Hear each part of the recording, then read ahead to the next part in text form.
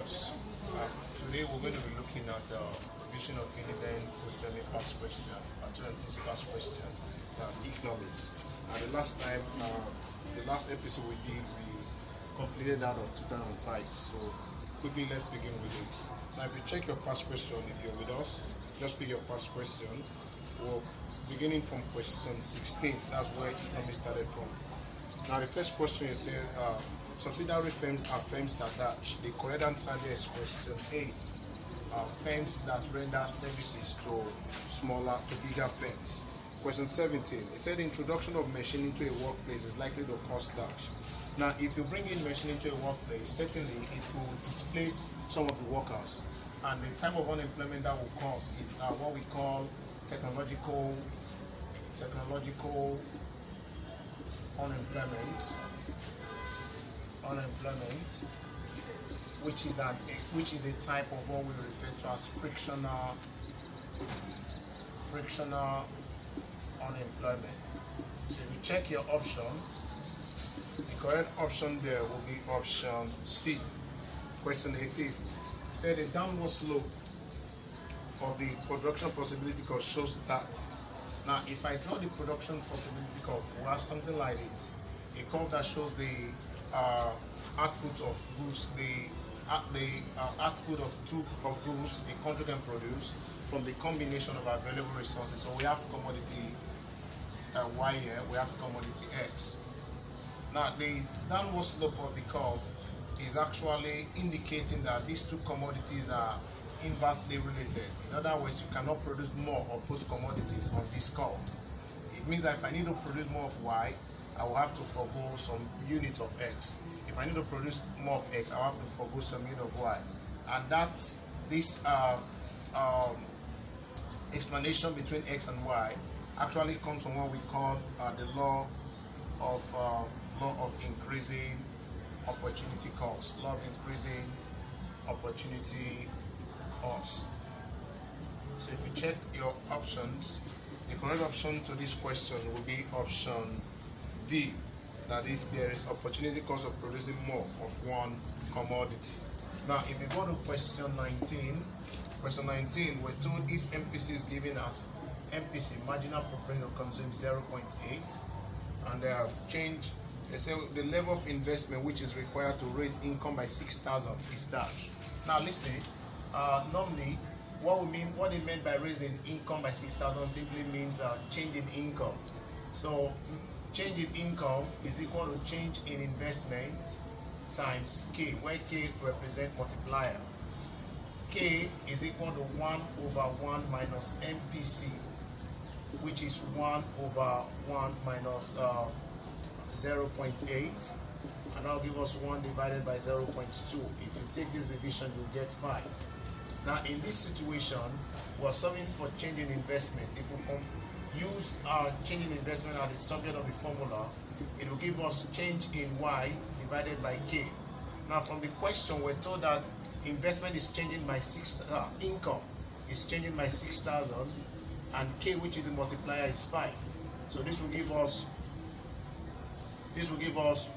1,200. So the correct option is option C. Option C, that's the correct option. Question 20, they say which of the following could be used to measure efficiency of labor? Efficiency of labor is measured by input-output ratio. Input-output ratio. So that will give us efficiency of labor. Question 21, they said if the equivalent price of a bag is 12 naira, if for some reason the price rises to 15 naira, there will be dash. Now look at it. If we draw the diagram, this is demand, this is supply. Where the both of them meet is called equilibrium. The price there from the question is 12 naira. Now, if price rises to 15 naira, it means there's an increase in price from 12 to 15. And this is where we have 15 naira. It means that price has increased. Now, if price increase, it will lead to a fall in demand and an increase in supply. Now, this policy, where a policy in which the price is fixed above the equivalent price, is actually referred to as minimum price, or what we can also call price floor. So if you check your option, the correct answer to that question will be, okay, it's not dealing with the policy, it's actually dealing with either excess demand or excess supply. So if you check your option, I told you earlier on that if we have 15 as a new price, demand will fall while supply will increase. It means that quantity supply will be greater than what quantity demanded. So it will lead to what we call excess supply. So the correct answer there is option C. Option C is our correct answer. Now the next question, question 22, where it asks that if the price of a commodity rises from 2 naira to 2.5 naira, its supply increases from 100 to 120. The coefficient of supply elasticity is that. Now, price elasticity of supply is equal to change in Q over Q1 times P1 over change in P. Now, change in Q is 120 minus 100 over 100. Then the price is 2 divided by 2.5 minus 2. This will give you, this will give us 20 over 100 times 2 over 0.5. 2 over 0.5. Now this will give us 80 over 100, which is actually 0.8. So if you check, your correct option there is option B, is our correct option there. So this is question 22. Now question 23.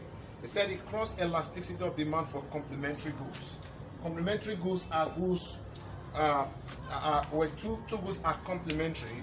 If a rise in price of one, a rise in price of one, a rise in price of A will lead to a fall in quantity demand of B. So since price is rising, demand is falling, or when price is falling, demand is rising. So we'll say the cross elasticity of demand is negative. It's negative, or what we can also call inverse, or you can also call it indirect. So the correct option there is C, option C. Now question 24 quickly. Question 24 quickly. We're told that an undergraduate has 1,000 naira only in his pocket and desire to buy a pair of shoes and a book. If the two items cost 1,000 naira each, what should he do? An undergraduate, a pair of shoes and a pair of book. Now, for the undergraduates, the book is more important than the shoe. So it's expected that he buys the shoe and forgo. So the book is more important than the shoe. So it's expected that he buys the shoe and forgo the book and forgo the shoe. In order, he buys the book and forgoes the shoe. So let's see which option is correct. Option A, buys a book and forgo a pair of shoes. So option A is correct. Question 25, we're going to stop for today, and we'll pick it up from our next class, our next episode. So one advantage of a socialist economy is that, now don't forget that a socialist economy is an economy under the control of the government, what we can also call a planned economy, command economy, or a control economy, even a regulated economy. Now, if we look at the option there, it said, which of these is an advantage of socialist economy? Consumer exploitation is minimum, private enterprise goods are distributed on the basis of economic power, government participation in economic activity. So the correct option there is option A. Consumer exploitation is what? Is minimal, because the essence of socialists is to ensure that the essential services needed by the society are always made available for them. So our correct option there is option A. So we'll stop here in this episode. In our next episode, we'll continue the 2006 past question, and we'll pick it up from question 26. It's 9th Avenue. Thank you. Please don't forget to subscribe to this channel so you can get notification of our new videos. God bless you.